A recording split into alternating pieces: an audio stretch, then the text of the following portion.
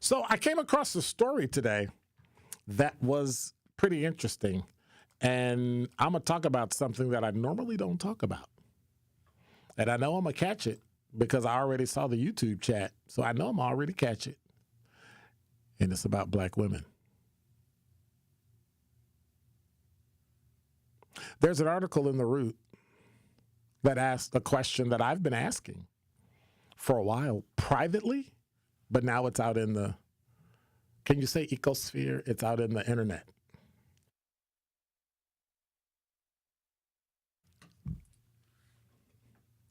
Why black women are so hard on each other.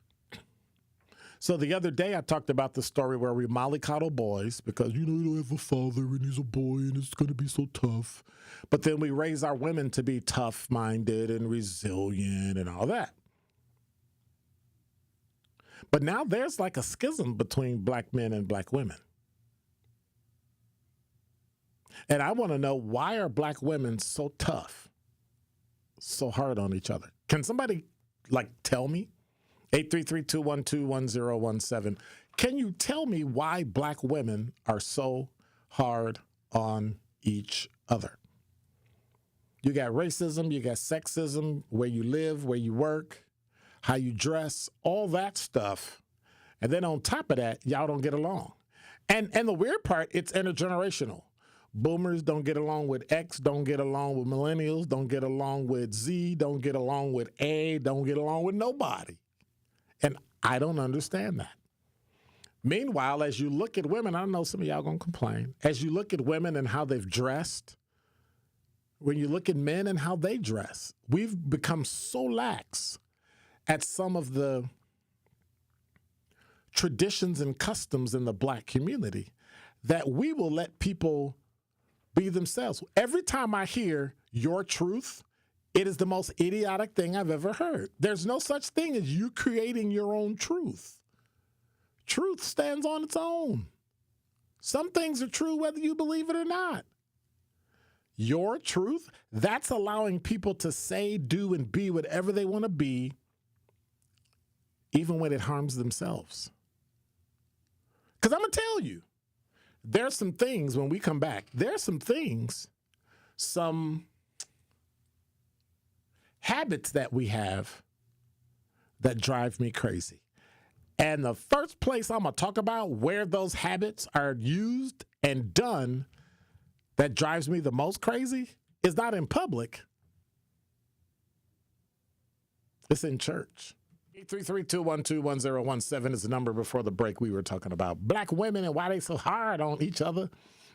And as Miles said, competition.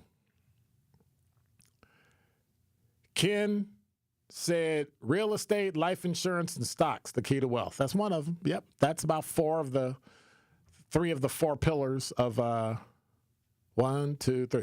three of the four pillars of what you need in order to have wealth and build generational wealth. LaRon said they're in competition with each other, but they are harder on black men. Then somebody said jealousy and competition. Then LaRon went on to say, I'll never work for a black woman again if I can help it. They are harder on us black men than anyone else in the workplace. That's been your experience. Babar said, topics regarding to figure out women, it's the hardest thing to dissect. It's easier to replace a head gasket. I think it's best to ask women that question. No. Women have thoughts about us. We can have thoughts about them. Like they're not taboo. We can't touch them. We can't say what we want to say. R.N. Kwanda said, it's not always fair, but it comes from knowing the struggles we face and wanting better for us. Well, what about us? What about black men? Like every time I hear something, black women struggle more than anybody. Do they? Black women this, black women that. I get it. But it doesn't negate. And when a black man says they struggle, it doesn't negate a black woman's struggle. He's just saying he struggles.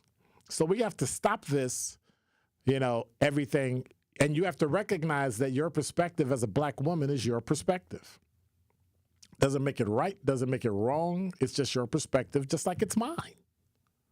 But one doesn't negate the other. One, just because I say I got troubles and struggles and all that, doesn't negate your struggles. One isn't like we're actually competing about whose struggle is worse. That's just weird to me. Makes no sense. Okay, so simple things we do that I believe show civility. Like when you're indoors doing this. Now, I put my baseball cap on because it's kind of chilly in here and I ain't got no hair. So that's one. But I have issues when I see people. Kwanda said, Dr. Ken, read both answers. You asked about women, not men. I sure did. I didn't say strong black women, LaRon. I just said black women. But anyway, I think that's part of the issue. If some black women decide they don't want to be strong, it's okay. If some black women say they want to be in a type of a relationship, that's the type of relationship for them, it's okay. You don't have to be like somebody else. But then that competition seems to kick in. Anyway. So I was in church Sunday. First of all, it drives me crazy when men, in certain instances, like a public building, stuff like that, wear their hat indoors. I think that's rude. Like, we aren't teaching boys how to be men. I think part of being a man is being courteous, opening a door for a woman. If she don't want to walk through, I don't care. I'm still opening the door. Most of them will say, oh, thank you. Most of them will say, look at you like, what's wrong with you? And I don't really care. I'm going to be courteous. I'm going to try to be courteous. Walking on the outside, on the curb side, if you're walking with a woman, walk on the curb side. If water splashes or something happens. But I was in church Sunday and a guy had a hoodie and a baseball cap on, zipped up, pulled up, hands in his pockets. And I'm like, dude, like, nobody stopped him to say, hey, can you take your hoodie and your hat off? I think it's rude. I was taught, and I was a Boy Scout. Yeah, I know. I was taught it's rude. You hold the door open for women. You walk on the outside, on the curb side when you're walking with a woman, that if she carries a purse, I'll move. So if she carries her purse on her left side, I will move to that side so the purse is in between us so can't nobody run through and grab. Like all those little things we used to do. All those things we used to do, we don't do anymore. But then we wonder why women don't have respect for men. There's some subtle things. Women talk about they don't want stuff. But they do. And by the way, I don't call men kings and I don't call women queens because they're not.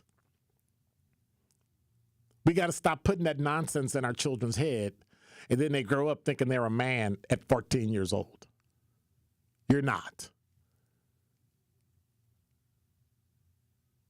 For me, if you're a queen, you're somebody's wife. If you're a king, you somebody's husband. You just not king of nothing. You ain't the queen of something. And so we've devolved, and I'm only talking about the black community. We've devolved into this everybody's equal thing. Everybody's like, I don't get it. And LaRon said they used to say thank you. When you do things and you're supposed to do it, and it's based on values. It doesn't matter whether or not they say thank you. You do it because it's the right thing to do. But I think we've lost that. I think we've drifted away from that.